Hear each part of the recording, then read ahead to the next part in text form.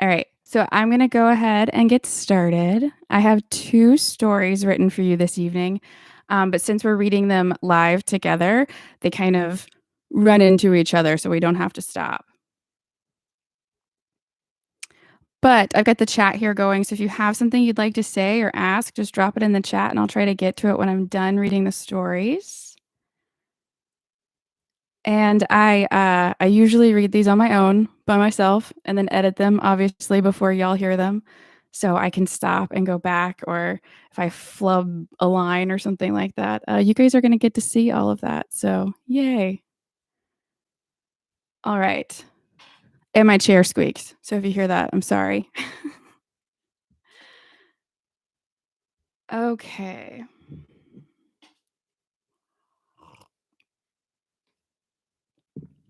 I need my tea. Sorry. All right. Let's get started. They have never caught me, and they never will. They have never seen me, for I am invisible, even as the ether that surrounds your earth. I am not a human being, but a spirit and a demon from the hottest hell. I am what you Orleanians and your foolish police call the Axeman. These words were published in the New Orleans Times on March 14th, 1919. The paper claimed they were the words of a man who had been haunting the Big Easy for over a year. Today, the Axeman has become synonymous with the boogeyman in New Orleans. And tonight, I'm going to tell you why. I'm Ashley McLaughlin, and I'm going to tell you a scary story. This is Southern Haunts. In 1890, oops, sorry. See, now I've got to go back. In 1918, New Orleans was newly unsegregated and people started pouring in from everywhere. It truly was a melting pot of different cultures and people. And jazz was the sound of this new identity the city had taken on. And jazz may have just been the motive of one of the city's most notorious serial killers. The Axeman of New Orleans got his name, as you can probably guess, by attacking his victims with an axe, beginning in the summer of 1918. The killer was never caught, and there was never any sign of struggle at the crime scenes.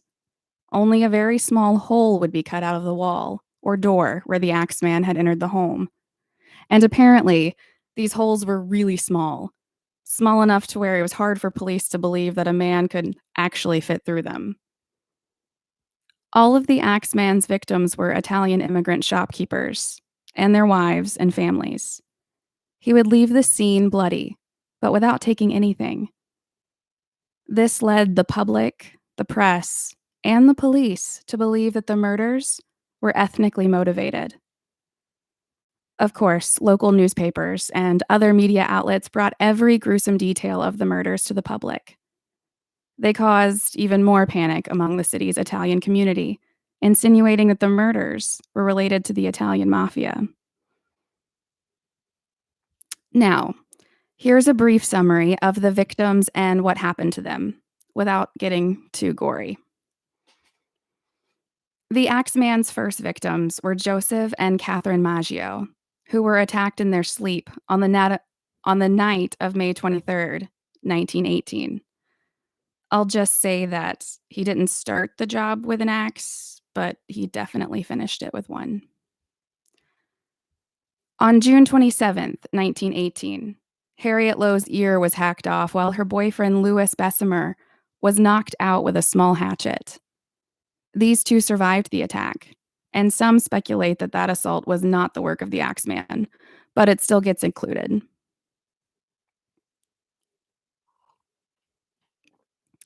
Another survivor of the Axeman was an 8-month-old pregnant Anna Schneider on August 5th, 1918.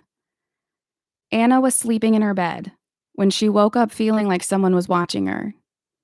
When she opened her eyes, she saw a dark figure standing at the foot of her bed. just before an axe came down over her head. She miraculously recovered and gave birth to a healthy baby girl. So Anna Schneider is a badass. On August 10th, 1918, Pauline and Mary Bruno were staying with their uncle Joseph Romano in New Orleans when they were woken up by a loud thud. After their cries for their uncle went unanswered, the girls went to check his room, where they caught the Axeman fleeing through the window and their uncle lying in a pool of blood. He later died from his wounds. This next one is pretty rough, so I'm just going to go through it quickly. Nothing happened in the city for about 10 months, and everyone thought that the reign of the Axeman was over. Until George Cortimiglia, his wife Rosie, and their 2-year-old daughter Mary were all attacked by the Axeman on March 10th, 1919. Charles and Rosie recovered, but would have to live the rest of their days without Mary, who died of her injuries. On the night of August 10th, Steve Boca, a local grocer, woke up and saw a dark figure standing at the end of his bed. Then a hatchet came down several times on his head. Steve managed to escape and collapsed in front of his neighbor's house. His brain was exposed, but miraculously, he survived. Then, almost a month later, 19-year-old Sarah Lawman was attacked in her home and also survived. Neither Steve nor Sarah could remember anything about their attacker. And finally, Mike Pepitone was bashed in the head with an axe 18 times on October 27th, 1919. And after the attack of Anna Schneider, police started to put it together that these axe attacks were probably linked. As media coverage grew and grew, reports started coming in that random axes were being left in yards, and suspicious men were hanging out on dark corners and in alleyways. The community's tension and a heavy police presence is probably why the killer took a little break between Joseph Romano and the Cortimiglia family. The city was in a panic. Then, the Axeman wrote a letter, which read, "From the hottest hell, March 13th, 1919. Esteemed mortals of New Orleans, I am the Axeman. They have never caught me, and they never will. They have never seen me, for I am invisible. Even as the ether that surrounds your earth, I am not a human being, but a spirit and a demon from the hottest hell. I am what you Orleanians and your foolish police call the Axeman. When I see fit, I shall come and claim other victims. I alone know whom they shall be. I shall leave no clue except my bloody axe, besmeared with blood of he whom I have sent below to keep me company. If you wish, you may tell the police to be careful not to rile me. Of course, I am a reasonable spirit. I take no offense at the way they have conducted their investigation in the past. In fact, they have been so utterly stupid as to not only amuse me, but His Satanic Majesty, Francis Joseph, etc. But tell them to beware. Let them not try to discover what I am. For it were better that they were never born than to incur the wrath of the Axeman. I don't think there is any need of such a warning, for I feel sure the police will always dodge me as they have in the past. They are wise and know how to keep away from all harm. Undoubtedly, you Orleanians think of me as a most horrible murderer, which I am. But I could be much worse if I wanted to. If I wished, I could pay a visit to your city every night. As will, I could slay thousands of your best citizens, and your worst, for I am in close relationship with the angel of death. Now, to be exact, at 12:15 earthly time, on next Tuesday night, I am going to pass over New Orleans in my infinite mercy, and I am going to make a little proposition to you people. Here it is. I am very fond of jazz music, and I swear by all the devils in the nether regions that every person shall be spared in whose home a jazz band is in full swing at the time I have just mentioned. If everyone has a jazz band going, well, then so much the better for you people. One thing is certain, and that is that some of your people who do not jazz it out on that specific Tuesday night will get the axe. Well, as I am cold and crave the warmth of my native Tartarus, and it is about time I leave your earthly home, I will cease my discourse, hoping that thou wilt publish this, that it may go well with thee. I have been, am, and will be the worst spirit that ever existed, either in fact or realm or of fancy. That letter sent everyone into a tizzy, as you can probably imagine. And yes, there were a lot of devils in the nether region. Today, you can find jazz everywhere in New Orleans, but on the night this letter ran in the paper, jazz truly was everywhere. Every jazz musician in the city made money that night.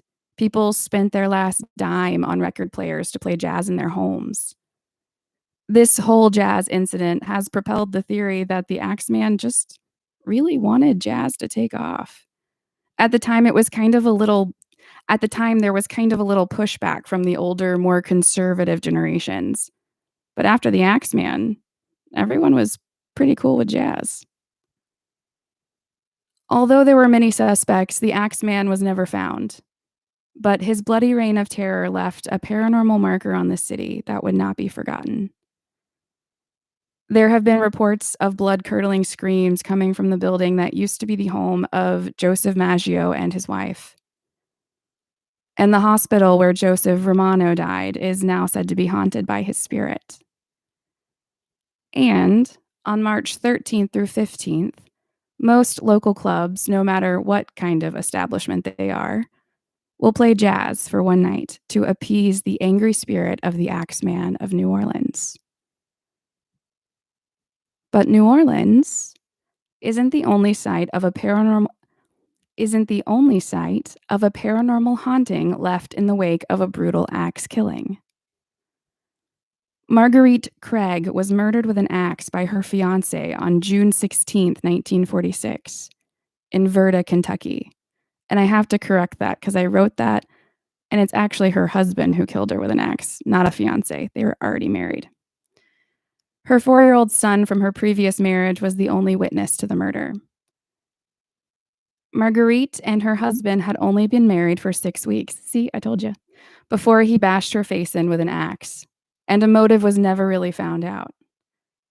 He pleaded guilty to involuntary manslaughter later that October and was in prison for a few years before being paroled in 1950. Some believe that the ghost of Marguerite Craig still haunts the area of Verda, Kentucky as the Lady in White, seen by many motorists on Highway 38. The sightings began in the late 1940s and would match the time frame of Marguerite's murder. They say that men driving down Highway 38 near Verda have a very good chance at passing a lady in white on a dark and twisty highway at night. Then, as they pass her willowy figure, she suddenly appears in the back seat of their car. Of course, there is no way to know if the lady in white on Highway 38 is really Marguerite Craig. I don't think anyone's ever been brave enough to ask her. And those are my 2 stories tonight, y'all. Thank you so much for listening. Charles, thank you so much for listening to the show, and Jeff and Nathan and everyone tuning in. Thank you so much for tuning in tonight. This will be up on the main feed later. I'm gonna edit it and make it sound all nice.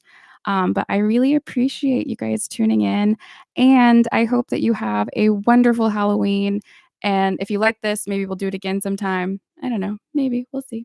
But thank you. Have a good night, and I'll see you next time.